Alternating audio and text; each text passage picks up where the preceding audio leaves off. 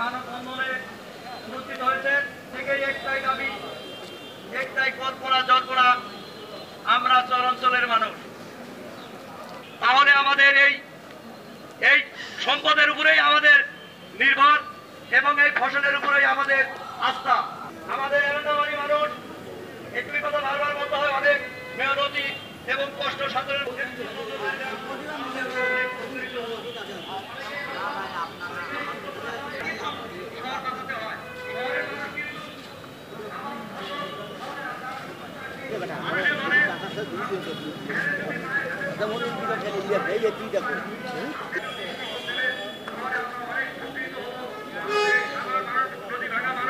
বর্তমান সময় সবখানে কাজ হচ্ছে, এন্ডাবারে কি হয়েছে সেখানে কাজ হচ্ছে না কেন আমি জানতে চাই।